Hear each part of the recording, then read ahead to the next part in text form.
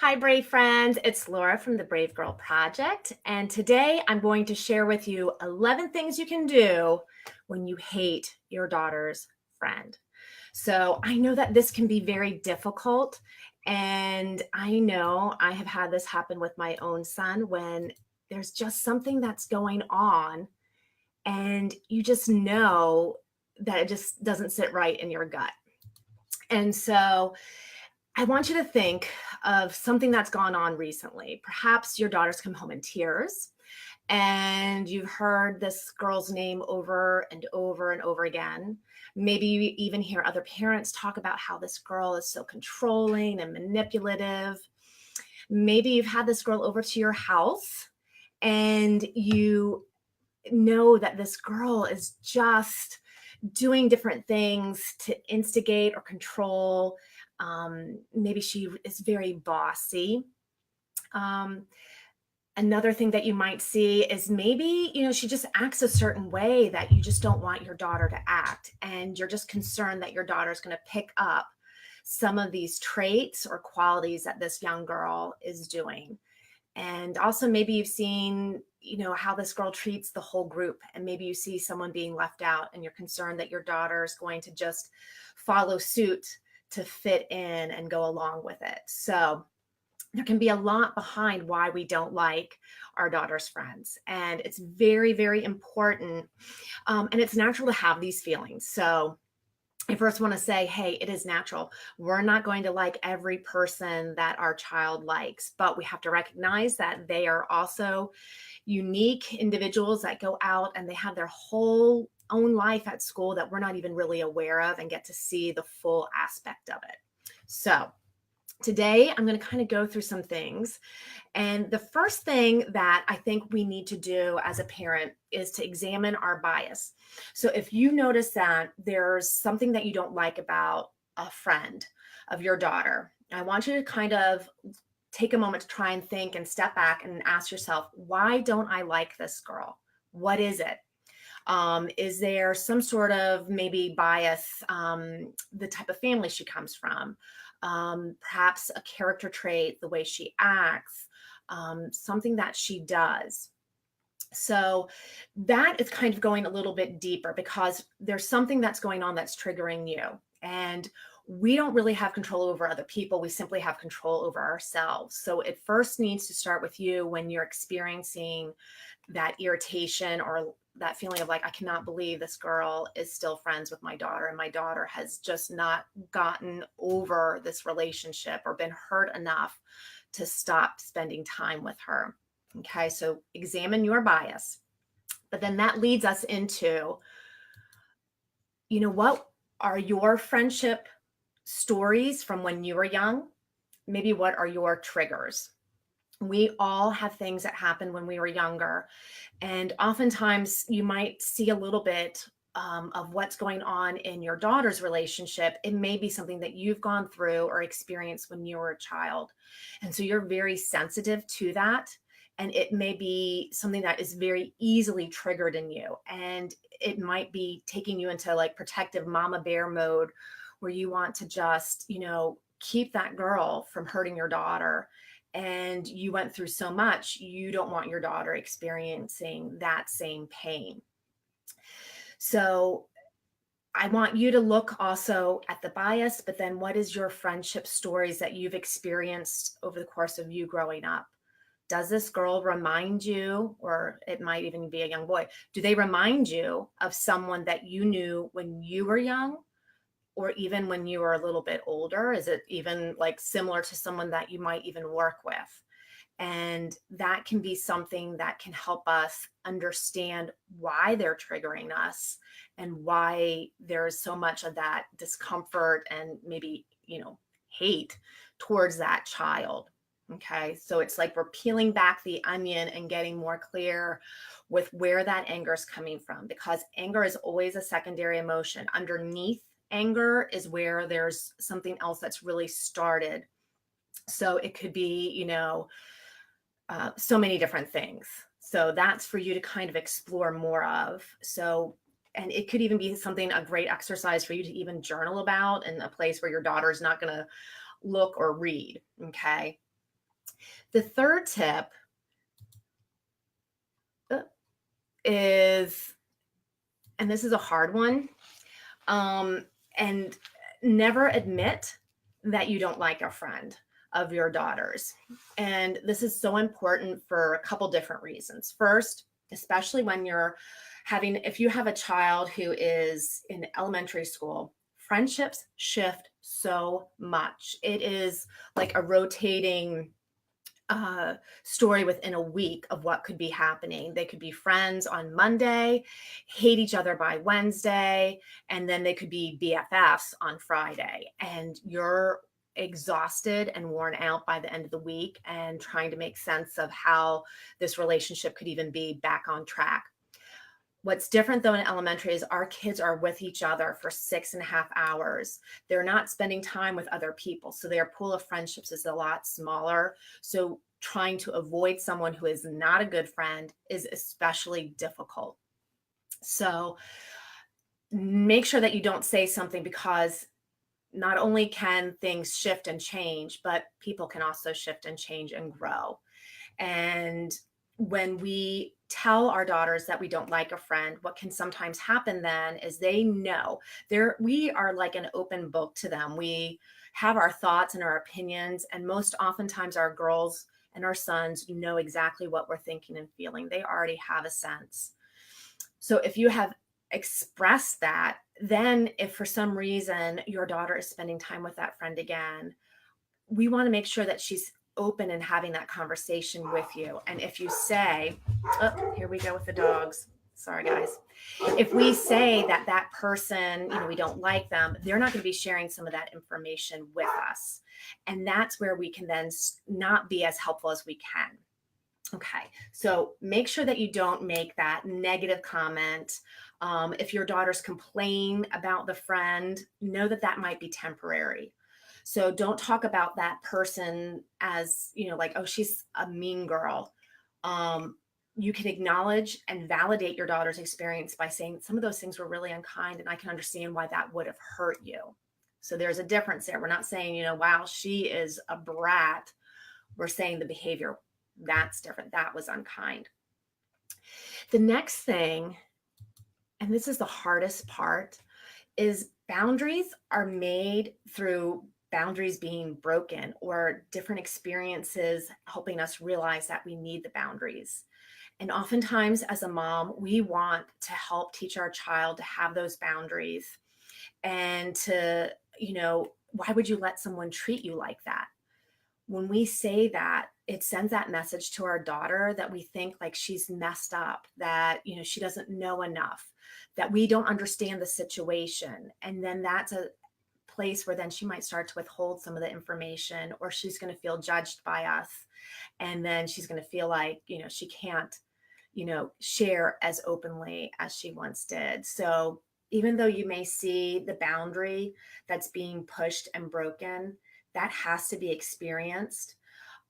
You can express different things to try to help her understand. And oftentimes in conversations or when you watch something like a movie on TV, that can be a teaching moment where you're not using your daughter as the example, but you're using the situation you're watching as an example. Be careful with teachable moments. Don't make every conversation or everything that you see as a teachable moment, because that gets old and tiring for our daughters. Sometimes just listening and nodding and validating is going to help your daughter open more about what's going on. It also can be the opportunity for you to listen and hear when she actually is doing things that are maybe a character trait, or where she's established a boundary and you can acknowledge it. But that takes, listening and having her feel like she's not being judged by you. And that's tough. And our next one, let's see. This is a tough one. I do this even with my son. It's especially important. Don't lead conversations to confirm our suspicions. And I've done this where maybe I'm asking a question about what someone's done in school, And, I'll start out asking very like kind of specific questions, and it kind of traps our kids in having to say, yeah, they did do that. And that doesn't feel good for our friends. If we were in a similar situation, if our friend was doing that in a conversation with us, it doesn't feel good. And it feels like someone then doesn't understand us or doesn't understand our whole situation. And then we're less likely to take that person's advice. So make sure that you're not trapping your child or your daughter, and confirming your own suspicions. And it's very difficult because sometimes we just want to point out how awful someone's treating our kids. And it can be heartbreaking because we literally, we're sending our kids out into the world, and sometimes their hearts are getting broken. And when their hearts are broken, our hearts are shattered. And it's difficult to see our kids in pain. But it's an important thing that we are open and allow them to be able to kind of experience it, and that we're not judging. We're actually trying to help coach. So, coaching is asking more questions than telling, and it's coming from a place of curiosity. So, that's the next step, is to be very careful with criticism, but ask questions. If maybe your daughter is spending time with someone that she had a big fallout with last year, and you're picking her up, from an after school club, and you notice like she's always with this girl after work, after school, like, don't criticize, like, remember last year when that girl was so awful to you? She better not do it this time. That's criticizing. Being curious could be, I noticed that the past 2 weeks when I've picked you up, you and Kelly have been hanging out. I'm wondering, how are things going? How is she doing? And it looks like you are enjoying spending time with her. That opens it up, and that may help understand, yeah, maybe she's changed. Maybe your daughter's changed. Maybe, it's simply someone that she can connect with at that moment. So don't be so quick to criticize, or get too paranoid that a friendship is full on back in swing. So approach things with curiosity. And next, this is kind of easy, but try to get to know that friend. And it can be hard because if you really don't enjoy spending time with this person and you're finding it really hard to understand why your daughter does, try to do something where maybe you do something all together. Invite this girl over to your house. Maybe suggest like an activity where it could be your daughter and this friend, maybe even the other mom. It could be a way to kind of get to know, that mother's, how she parents, how she maybe interacts with her daughter, maybe what skills that mom's trying to help her daughter learn. Because sometimes we have kiddos who have learning challenges, maybe social skills deficits, and it's hard for them to understand all the different dynamics of a relationship. And maybe that's something that another family is working on, and getting to know and understand what's going on in that family can help you also see this child in a different light. So that's important. So that can be a challenge, though, if you really don't like them. Try to focus on the positive. I asked my son before I did this live, and that was one of his suggestions, is like, try to find what you can look on the bright side or find the positive in that child's friend, because there's something that speaks to your child about that person, and you just haven't uncovered it yet, maybe. And the next one is to make your home a go-to place. Having, the snacks that maybe the kids like, a place where kids can come in and you're not, staring at them and judging them. You're open and curious. You're not trying to act like their best friend. You're still the mom so that you're in charge. You're not trying to act cool or any different than how you are as a person.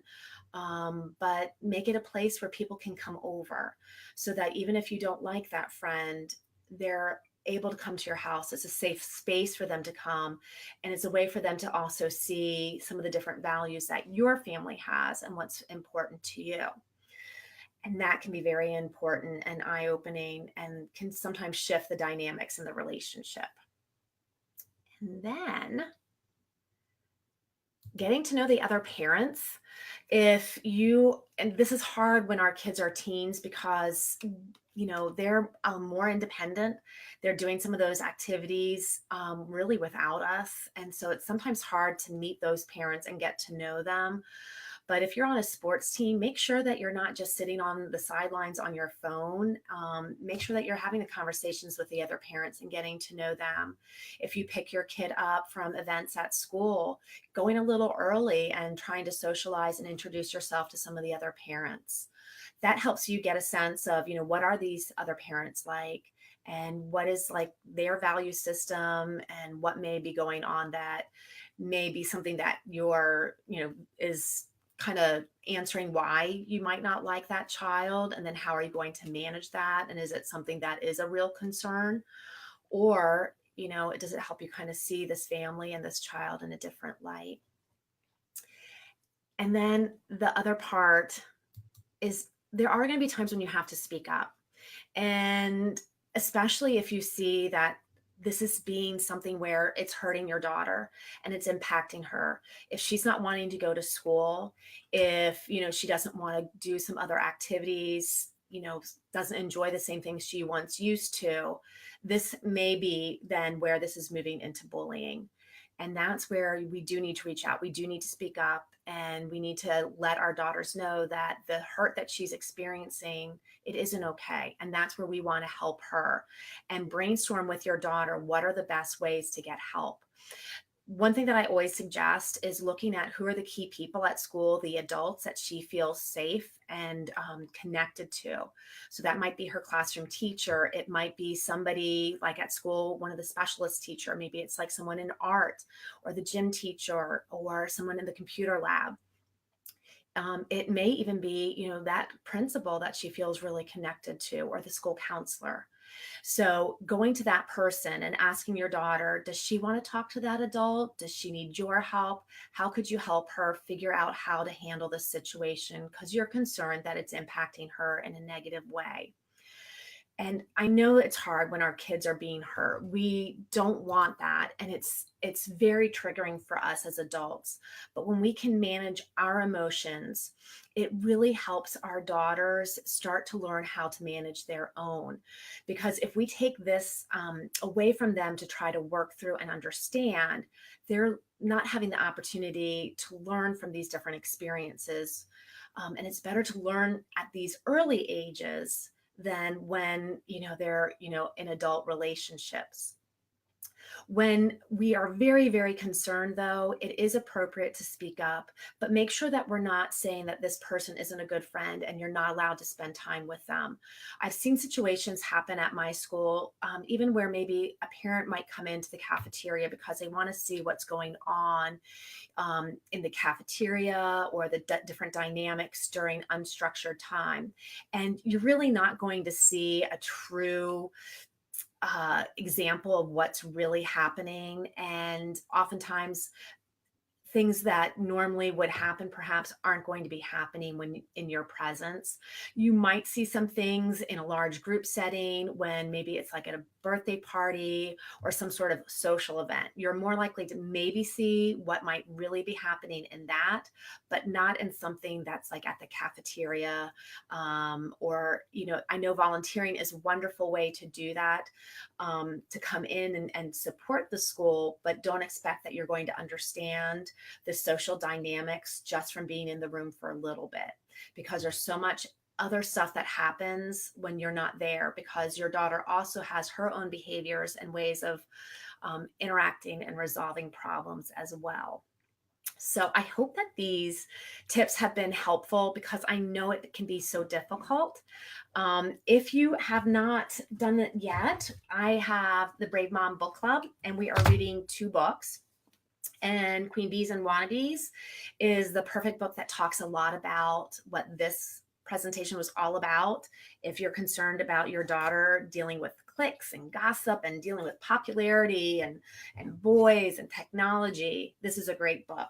And then if you're one of my brave moms who has a son like I do, there is Masterminds and Wingmen. And I will put a link for the Facebook group. It's called the Brave Mom Book Club. And you can join. It's free. We're just going to have lots of different discussions. And I hope to have you in there if that's something that you think would be helpful. So thank you guys so much. I hope that you continue to live life bravely so that you can encourage your daughter to live life bravely as well. Thanks so much for joining, and I'll see you soon. Bye.